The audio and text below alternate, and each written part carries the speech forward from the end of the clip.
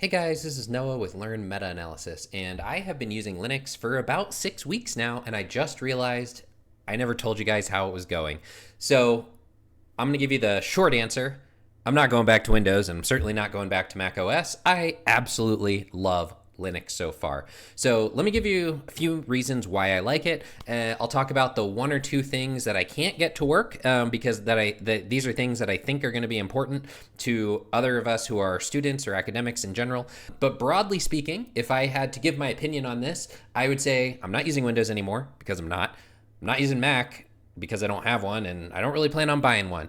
I am super thrilled with my Linux experience so far. So that said, let's get into which OS I am actually using. So I am using Pop! OS by System76. So let's talk really quickly about what Linux is. So Linux is essentially an operating system, and there's a bunch of different distributions that you can use. I don't want to get into that whole thing right now because, well, frankly, I feel like it needs its own video to understand how all these different things work. But at the end of the day, what you're really going to care about is which distribution are you using and what version of Linux is that based on. So I am using Pop! OS. Pop! OS is made by System76 and it is free. And that is one of the reasons that I absolutely love it, because it is free. There's other reasons too.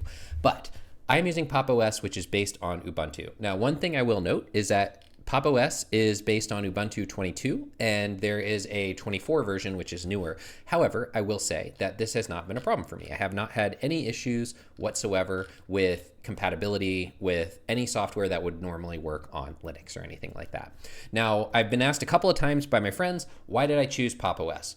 Number one, I knew somebody who was using it who's an academic, and they loved it. So that was my first real push that this is the direction I should go. Second, I was reading about their privacy policy, and as I scroll down on the page, it says, Pop! OS, System76 does not collect or store any information from user installations. Minimal OS and hardware data is temporarily used and not stored to provide updates and connectivity verification. It also notes that they do not collect or transmit telemetry data or error reports. And I really liked this. After moving away from the other big operating systems out there that, in my opinion, spy on you a lot, take a lot of your data, I really liked this approach of we collect nothing. We don't store it. We don't want it. So I liked that approach. That was one of the main reasons that I decided to try Pop! OS when I tried Linux for the first time. The other reason is because Pop! OS is developed by System76, and if you look here, you can see they sell hardware as well, right? So they sell desktops, they sell laptops, etc. Right? So if you look here, this has an RTX 5060 Ti, and I know you're probably like, oh, that's a low-end graphics card. It is, but you know what the big thing is? NVIDIA. Okay, so not all Linux distributions kind of work and play well with NVIDIA out of the box, and Pop! OS pretty much does. I have had to do pretty much nothing to get my graphics card working, other than, of course, have it plugged in and turn on Pop! OS. So other than that, I haven't had any issues.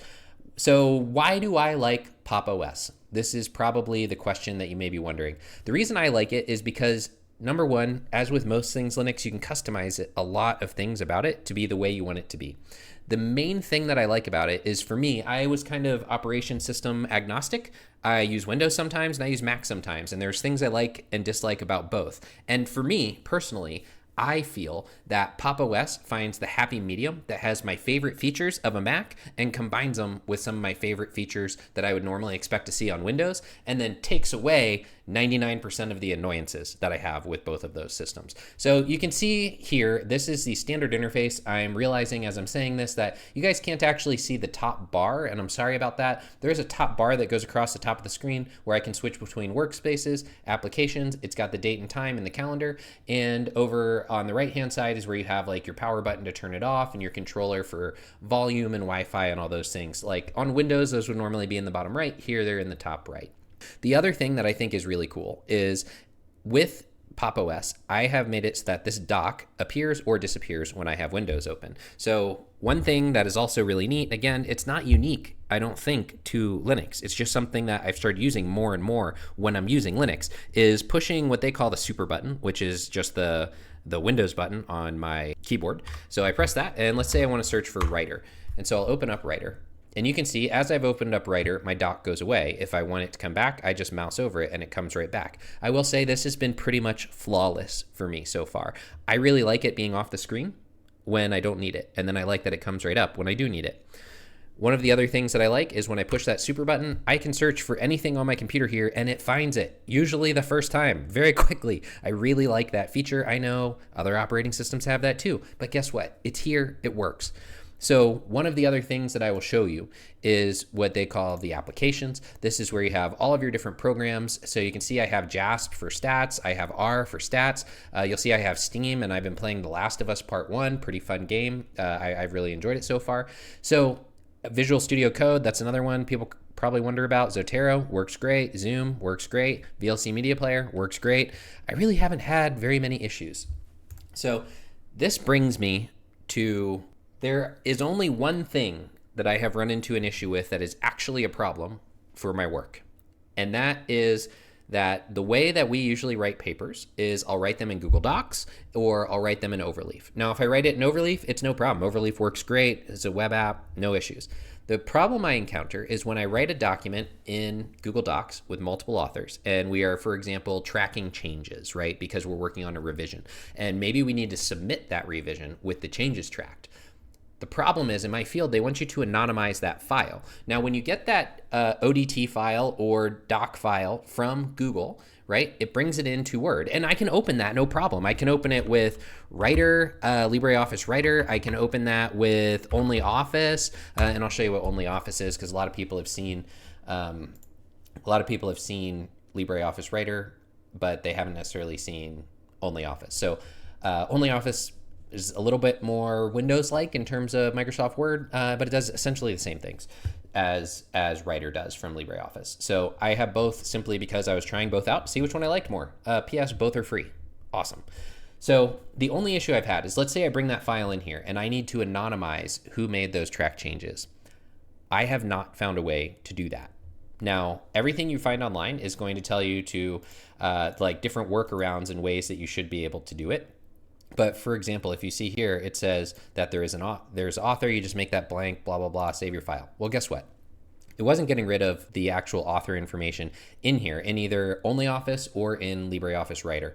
So I struggled with that for honestly too long, probably like 6 or 7 hours trying to find a workaround. Couldn't find a workaround, started doing some programming to try and write a code that would actually do this and have it work 100% of the time, 100% perfectly. Long story short, it doesn't. So what I ended up doing was my computer's still dual boot. I still have a drive in there that runs Windows. I ended up caving, opening Windows, putting it into Microsoft Word, clearing out the author information that way, and then coming right back over to Linux to do everything else. That is the only time I have booted on Windows over the last 6 weeks, was literally to remove author information from one document. So if you guys have a solution for how to remove author information in a way that works from comments, it's a little more complicated than what I've talked about here when you're getting things out of Google Docs, because especially like Google Docs has a thing that says replace, like when you have replace text, and it puts content control around it. So you can remove content control, but sometimes some of the merging and stuff got a little weird with some of the scripts that I was using. So long story short, if you have a solution for this, please let me know in the comments or please send me an email, because that's really my only frustration right now. That's literally the only thing that's been a problem. Everything else has been great. And really, it's not that big of a problem. I mean, I could just have a co-author anonymize it. I can boot up my Windows side for 30 seconds and anonymize it. But I'm trying to get to a point where I don't even need to have the Windows side anymore. That's what would ultimately make me really happy. Another thing that somebody asked me about, this is one of the things I do like about Linux. Somebody asked me the other day if you could access your Windows computer since I have the hard drive here. The answer is yes. So when I click on other locations down here, you'll see it's got the different drives that I have plugged into my computer. So the SATA, and then I have this 999 volume. This is actually my Windows computer. And if you look, I can go in and I can find literally any file on my Windows computer and I can edit it even here without logging into Windows, and it works great. I haven't had any problems with that. So I don't really have any problems with that really at all. So takeaway points. Can you use Linux as an academic? Heck yeah, you can use Linux as an academic. Would I recommend Pop! OS? Yeah, I've had pretty good experience with Pop! OS. I know if you watched the channel, you saw my installation the first time did not go smoothly, and the second time I messed it up. The third time it was perfect, and the fourth time I installed it, it was perfect. So no issues outside of those original 2 installs where I messed things up. And then other than that, my daily driving of this thing has been awesome. I will say you need to go into this into the Linux experience, embracing the Linux experience and just embracing the fact that things work differently in Linux. It's just like if you try using Windows when you're coming from a Mac, or the other way around, where you're switching to a Mac and coming from Windows. Everything works.